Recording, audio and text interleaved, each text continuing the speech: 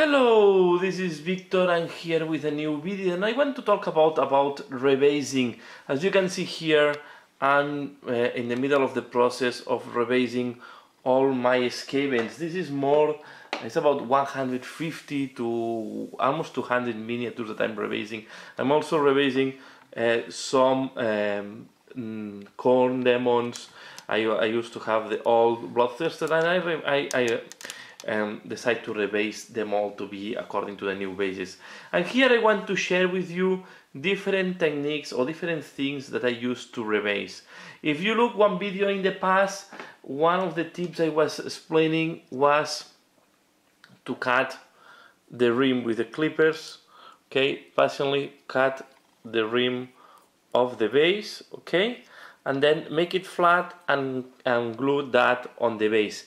But what happened when you have a slot like that? Just removing the rim is not enough, and it's going to be a pain to remove this miniature from the base. So what I decide to do in that case is I cut the corners, okay? Depends, there are two approaches. One is to cut the corners, okay, and then put it on a 25mm base. As you can see, this is what I done, sorry for that. This is what I have done in some of these. Okay, so I have cut the corners and I put this on the base. You can see an example that is in the middle way with Karnak. Karnak, I'm just working on this to rebase as well. You can see I cut the corners, okay, of the base because I wanted to keep, and then I glue it on the wood base. Okay, this is one technique, but of course, like that will look very weird. What I do then, I use this type of thing. Okay, this type of white thing. Okay, and you can use it. This was on the base. Okay? This was a metallic one, so I put him on top of the base, and he is on his original base. What is this thing? It's something that is used for brico at home, and it's something that is used at home. If you open, it's like that. Okay, you can see here I have for a lot of uses, and normally you use one of these tools to use it. Okay, it's like plaster in a way. Okay, it's like using plaster. So this is this is what I bought here in Belgium, and I try to see if there is English text, so you can see. I think this is the English text. Okay, so this is the product. It's called Decoflare. Okay, and you can see this is mainly used to glue this type of decorations at home. Okay, and it's like it's a mixture of, it's a paste glue in a way. Okay, so this works very well to do all these things. Okay, you can see, for example, these ones, they are on the original base cut, and then I surround with this type of paste. Okay, so and then once it's painted, you can see here, example, this was in a nice resin base. I didn't want to destroy it, so you can see it looks much more integrated. Of course, you will see a little bit. In some cases, you cannot even. Yeah, if you do it in that way, you will see that it looks very nicely integrated and part of the base. So you cannot distinguish anymore the original base from the new base. Okay, you can see here also very nicely integrated. I think I like quite a lot how it looks like. And then if you do the other technique that is cutting flat and leaving them lower, I use the same technique, but then when you paint it, you see everything looks much nicer, because this paste have the advantage that you can put it on top. You can see, so this is a way to do it. I'm using this technique a lot. I was cutting, so what you do is you cut the corners, because normally if you try to make the rectangular base or the square base on the rounded, on the oval base, the corners will pop out. So you have to cut the corners and then glue it on top, and then you use this type of paste to put it on top. Here we have another example. I wanted to keep the base because I like it, the base I did for the, this is the, what's called the Help It Abomination. And what I did, this is not finished yet because I have to do some dry brush.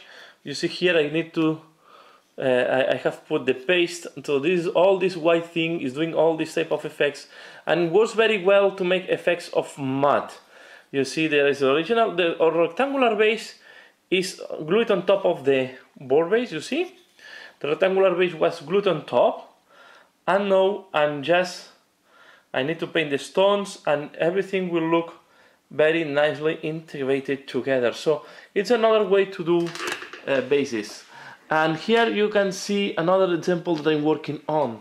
Now, this was the old Bloodthirster that was in this round base. I did want to keep the old base, and now I will paint this as embers, for example, and I will put the Bloodthirster, like if he's just smashed there are embers around him and the rocks are moving away.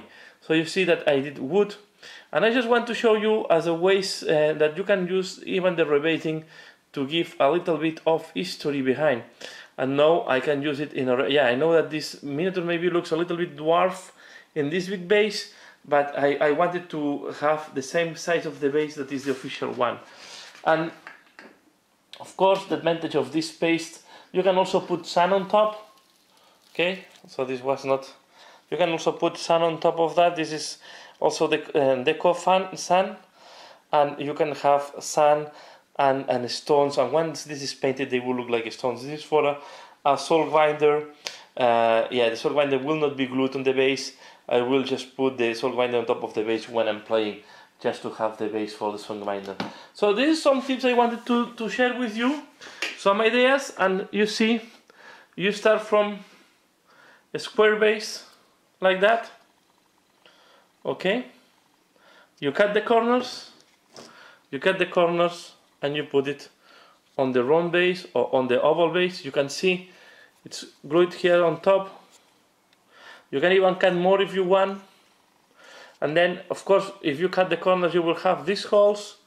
Then you fill everything with this paste, and once it's painted, of course when I'm painting I will paint on top of the old base as well to homogenize the colors. Okay, and you see how once they are together, you can know it's quite, you can remove some of these spikes if you don't want them. So, but it's quite hard. So it's almost like it's harder than plaster. So it's not that easy to break. It's not that fragile. The things are very well glued together, and I think it worked pretty well. The other thing that I also recommend, if you have to go to 32 millimeters and you have them in 25, this is another option.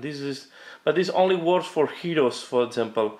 You can see here I glued the original base in this type of ring, and then you can have this was the old 20 millimeters base on a 32 rounded base.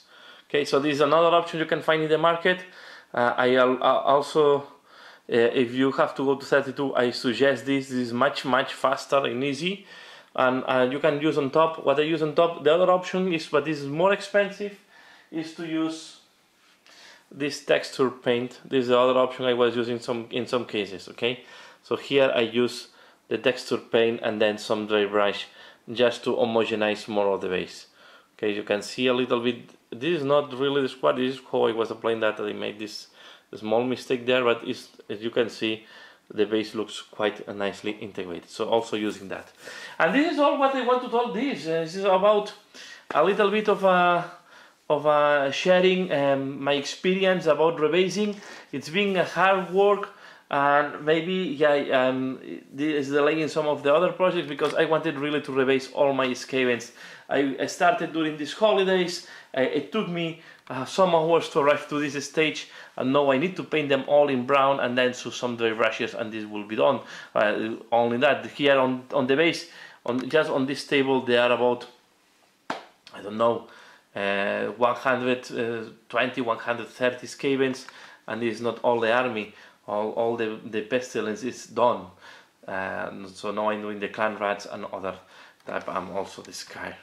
So that's all what I want to talk here. I hope you find this useful. Please let me know and share with me if you have any tip to rebase or anything that you have followed. That's all for now. I hope you find this video interesting. I hope it's helping you for future. And as usual, thanks a lot for watching and see you again later. Bye.